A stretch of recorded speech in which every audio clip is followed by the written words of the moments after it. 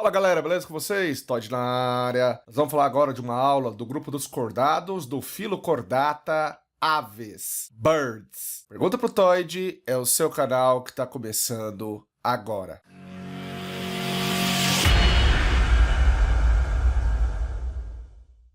Muito bem, galera, a gente vai começar falando da introdução acerca desse grupo extremamente interessante, o grupo das aves. Nós temos aqui, por exemplo, andorinhas, emas, avestruzes, pinguins. Pinguim, galera, é uma ave e assim por diante. Muito bem, eles são conhecidos por répteis milagrosos, porque, na verdade, eles são répteis, mas que adquiriram uma característica de voo. Então, muitos autores ainda preferem dizer que as aves pertencem ao grupo dos répteis. E aqui nós temos uma dica. As aves evoluíram de um ancestral do grupo dos reptilianos. E algumas características são bem vistas nas aves que lembram répteis, e nós vamos trabalhar algumas delas nessa videoaula. O esqueleto da ave é um esqueleto ósseo, um esqueleto apendicular. O que quer dizer isso? Que tem os apêndices, os membros superiores e os membros inferiores. É claro que nós já sabemos previamente que os membros superiores foram modificados em asas. Esse esqueleto é extremamente leve, ele é oco, armazena ar, é um osso chamado de pneumático, formado então por ossos pneumáticos, o que permite a ave ser mais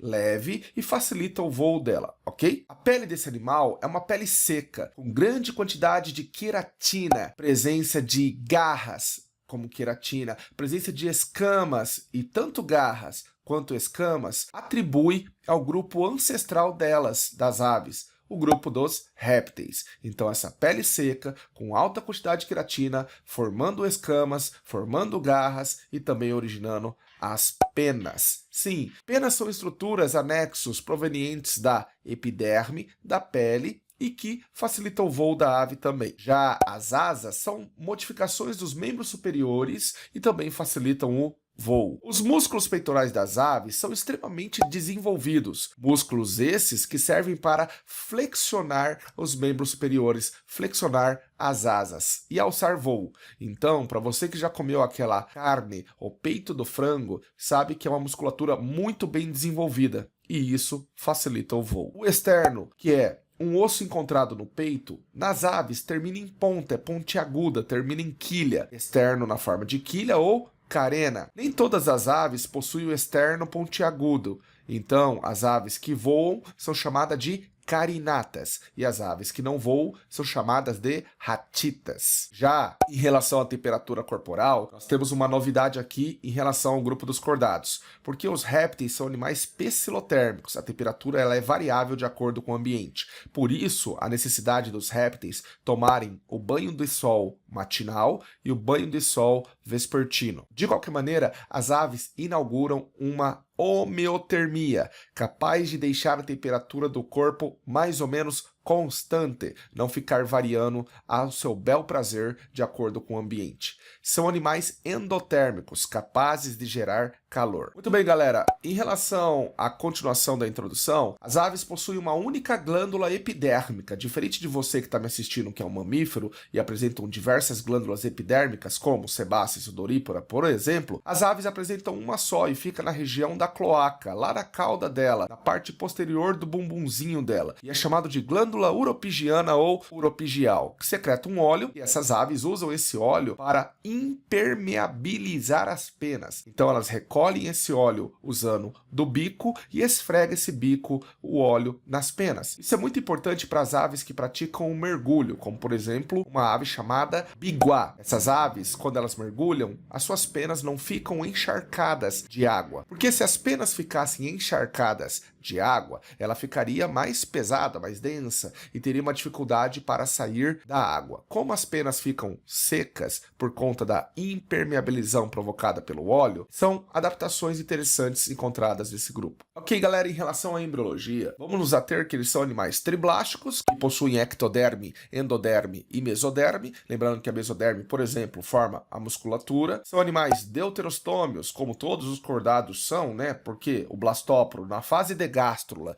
desenvolve o ânus, e são animais enterocelomados, cujo celoma, que advém da mesentoderme, de uma dobra da região do arquêntero. Galera, em relação à fisiologia, vamos começar falando do sistema digestório. respiratório. O sistema digestório das aves é do tipo completo, com a presença de boca e cloaca. Cloaca, ele é uma estrutura onde, por um único orifício, defeca, urina e libera a parte reprodutiva. No caso das fêmeas, liberam os ovos e no caso do macho, liberam o sêmen, o esperma, a ejaculação. Então a cloaca ela é 3 em 1, porque o sistema digestório termina nela, o sistema urinário termina nela e o sistema reprodutor termina nela. Na boca das aves, ao invés de dentes e mandíbula, há bico córneo de queratina.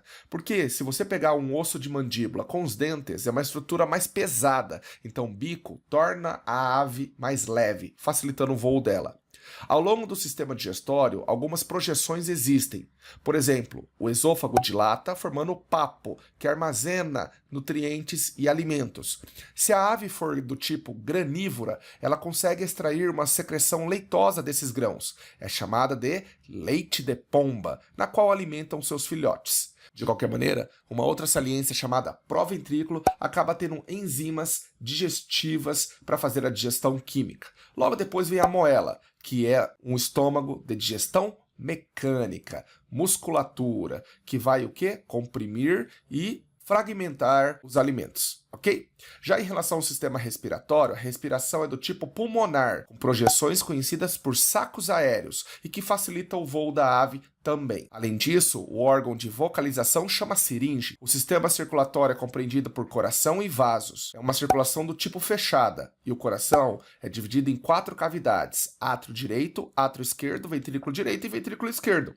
É um coração tetracavitário. A circulação é do tipo dupla, pois do lado direito do coração passa sangue venoso e do lado esquerdo do coração passa sangue arterial. Além disso, a circulação é completa, sem mistura do sangue venoso e do sangue arterial. E isso reflete na homeotermia. Em relação ao sistema excretor ou urinário, os seus rins são do tipo metanéfrons, ou simplesmente néfron. Acaba produzindo uma excreta chamada de ácido úrico que desemboca no intestino. Nas aves, não existe bexiga urinária para armazenar urina, caso contrário, ela ficaria mais pesada e dificultaria o seu voo. Então, a ausência da bexiga é uma maneira de facilitar o voo da ave. Em relação ao sistema nervoso, são animais com 12 pares de nervos cranianos. E, além disso, apresenta um cerebelo extremamente desenvolvido, que controla a coordenação motora e o equilíbrio, importante, por exemplo, para praticar o voo. Em relação ao sistema reprodutor, são animais dioicos, com fecundação interna e ovíparos. A fêmea apresenta um único ovário ao invés de 2, e isso também é uma adaptação que facilita o voo dela. Galera, vamos para os exercícios. Qual das alternativas abaixo apresenta corretamente características atribuídas às aves?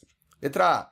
Estrutura óssea na parte anterior da caixa torácica, chamada quilha, e ovo sem vitelo? Errado, galera. É ovo com vitelo. B. Corpo coberto com penas, temperatura do corpo oscilante, pecilotermia? Errado, galera, é homeotermia, temperatura do corpo constante. C. Membros posteriores adaptados para andar, nadar, empoleirar-se. Ureia como principal produto de excreção? Não, ácido úrico. D. Fecundação interna e circulação sanguínea aberta? Não, galera, a circulação é fechada. E. Temperatura do corpo essencialmente constante, homeotermia, e a fecundação interna. Perfeito, galera, nós vamos ficar com a letra E como alternativa correta. 2. Os sacos aéreos são uma das importantes estruturas relacionadas com o voo das aves, pois deixam o corpo desses animais mais leve. Entre as alternativas abaixo, marque aquela que não pode ser considerada como uma adaptação ao voo. Letra A. Penas é uma adaptação ao voo? Sim, então não devo marcar. B. Ossos pneumáticos é uma adaptação ao voo? Sim, então não devo marcar. C. Quilha, carena, é uma adaptação ao voo? Perfeito, não vamos marcar. D. A ausência de dentes deixa a ave mais leve? Sim. Facilita o voo? Sim, não vamos marcar. Letra E. Glândula uropigiana ou uropigial, ela facilita o voo? Não. Não está relacionada diretamente com a facilidade do voo. O que a glândula uropigiana faz é secretar um óleo que impermeabiliza as penas das aves. Portanto, a resposta incorreta, mas que nós devemos marcar aqui, é a letra E. Galera, muito obrigado por essa aula. Inscreva-se nesse canal e deixe aquele seu like que para mim é muito importante. Beijo para vocês e ative o sininho de notificações. Tchau, galera!